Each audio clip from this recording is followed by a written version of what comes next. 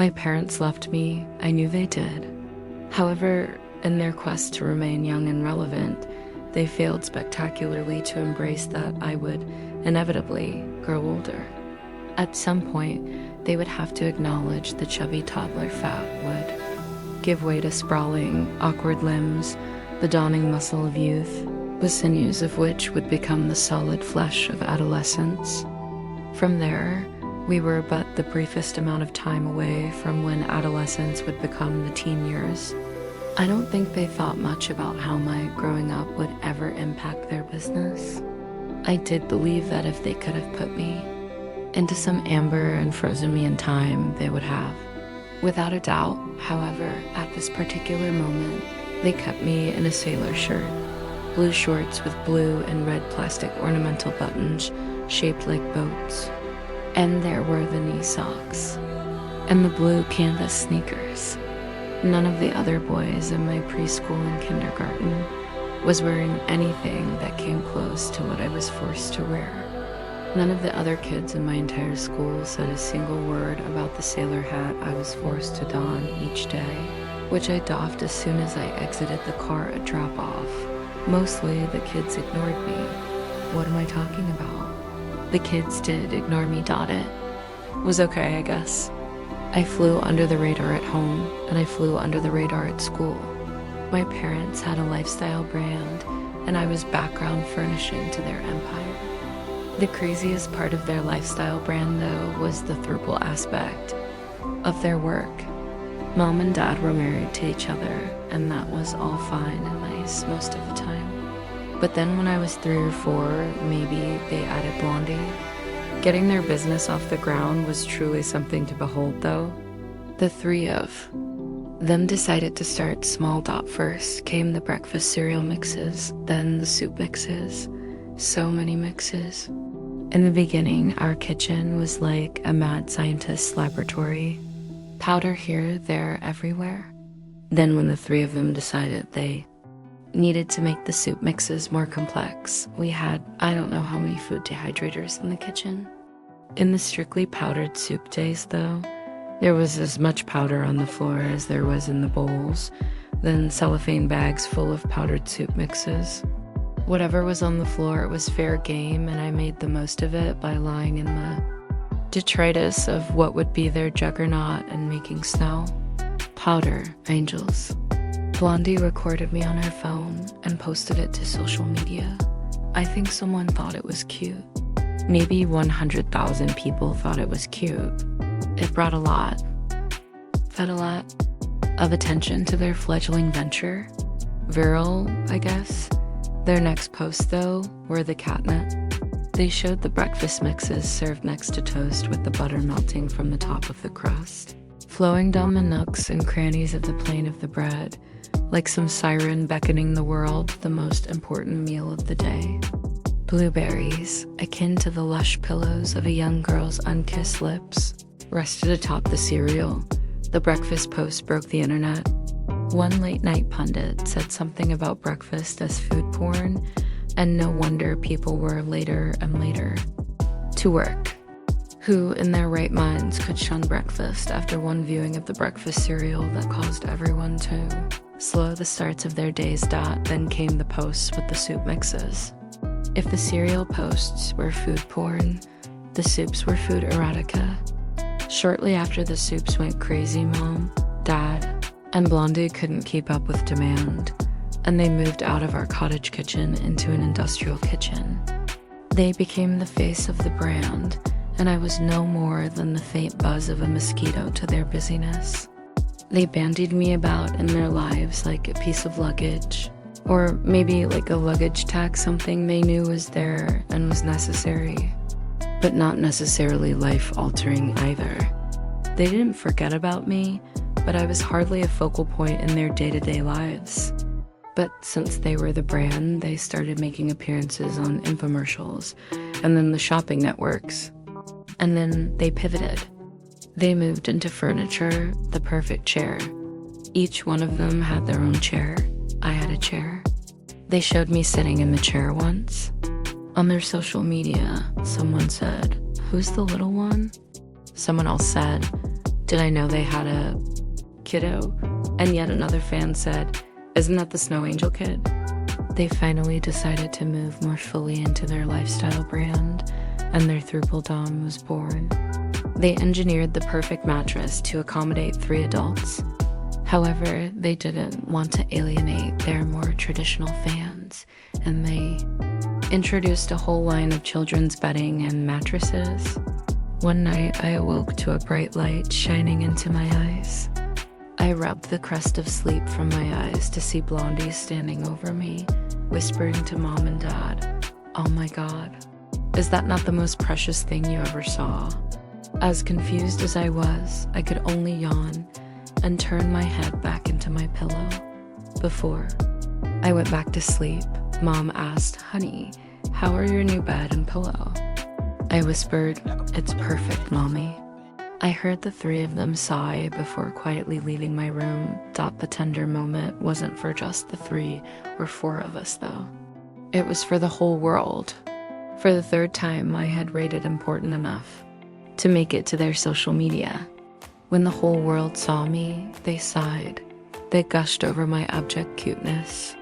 As with anything, though, the bedding made a bigger splash, and I was quickly forgotten.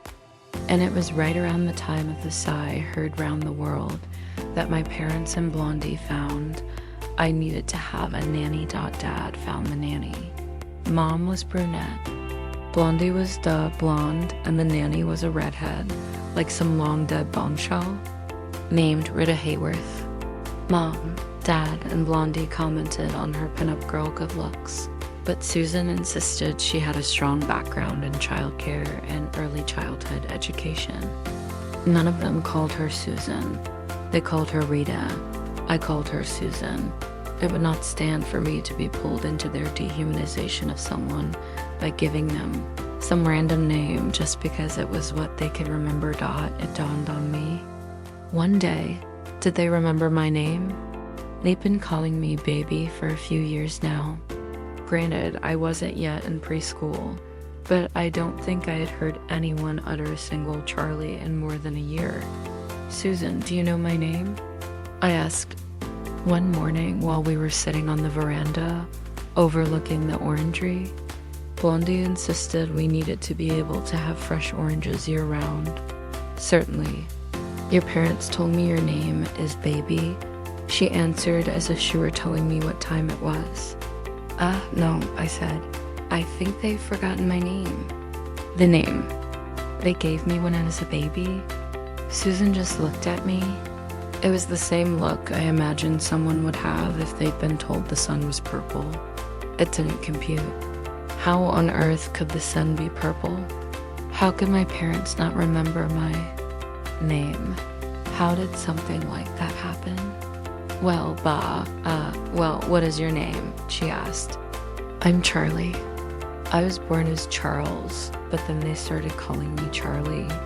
And then when they got busy making cereals and soups, they started calling me Baby, and I don't think they remember what they actually named me," I answered, my eyes downcast. "Do you want to be called Charlie?" Susan asked. "I would.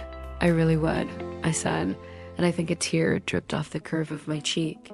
But it wasn't sexy like the butter sliding down the bread. It was pathetic and sad. A few weeks went by, and my birthday passed. Summer was in full swing, and the television show my parents and Blondie had started filming was on hiatus for the season. It was a rare night when the 5 of us were seated around the table. Mom, Dad, and Blondie were talking about taking a break too, Vita, and not a soul looked at me. I don't belong here, I thought. Am I going to? I asked softly. My voice was either too soft or they just weren't paying me any mind. I think I must have been speaking too softly. I looked down at my plate. Susan, though, could read the room. She turned to me, commanding my attention, holding out a bowl of fruit salad, and asked, "Charlie, would you like some fruit salad?" Mom, Dad, and Blondie looked around the table and the room as if there were someone else there they hadn't seen. Then they all looked at me, the 3 of them turning red. Then I turned red. Susan, none the wiser, put a helping of fruit salad on my plate. Susan didn't put me to bed that night. Mom said, "Baby, I want you to know that Rita is only going to be with us for a couple more weeks. Then you'll go to preschool." 2 weeks later, I said goodbye to Susan. 2 weeks later, I was whisked off to school. It turned out I was smarter than the average bear and moved into kindergarten, which lasted all day. No one congratulated me. No one noticed me. I made a friend, though. My friend's dad worked for a pest control company.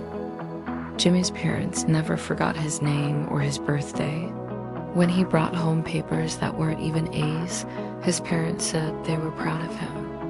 Jimmy told me all about how his dad could get rid of rodents, bugs, and all the things that creep and crawl and go bump in the night. For show and tell, Jimmy brought in a canning jar with a brown recluse spider in it. I'd seen a few of them around the estate. We didn't just live in a house anymore. We had an orangery, for crying out loud. We lived on an estate. I asked the cook for a canning jar. I told her I needed it for a project. I have to capture some caterpillars or woolly worms for show and tell. I said, and who knew? Maybe I'd change my mind. Maybe I would catch some caterpillars. Or woolly worms out back by the gardener's shed, though. I found what I was looking for, a brown recluse spider. I kept him safe and fed. Then I found 2 more canning jars and 2 more brown recluse spiders. I had exactly what I needed, Dot. It was on. A Saturday, one of those Saturdays where there was the smell of decaying leaves floating on the breeze. One of those days where the sun gave the most benevolent glow to the cheeks. Mom, Dad, and Blondie were somewhere filming content for their social media. I took the steps quietly to their bedroom suite, my 3 canning jars tucked carefully into my knapsack.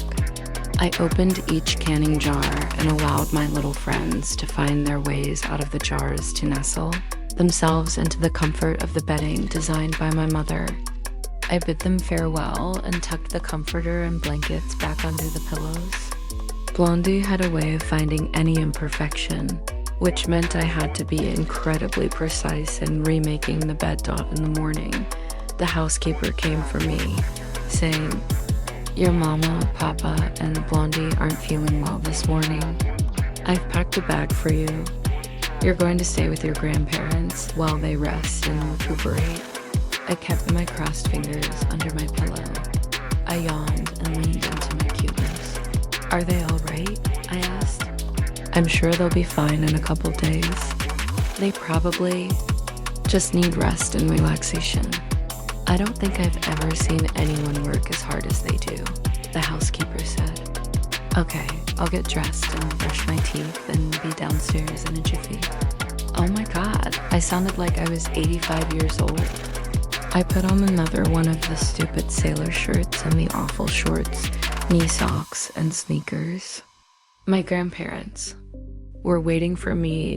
Grandpa said, "Ursula, can't we take him to get some clothes that don't make him look like a baby?" Grandma answered, "Of course we can, Patty." She scooped me into her arms. "Charlie, do you have your things ready?" "For God's sakes, Ursula, I hope he doesn't." "Then we can buy all new stuff for him," Grandpa bellowed. "Well, if he has a bag packed, we can always burn what's in it, right?" Grandma giggled, actually giggled. "We can make s'mores over his burning clothes." "Charlie," Grandpa asked, bending down to my level, "tell me something. Do you pick out those clothes?" I shook my head vigorously. "Didn't think so," he said. We left the estate.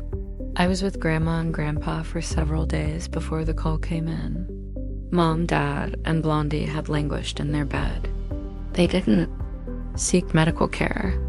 Their love would see them through whatever the mysterious ailment was.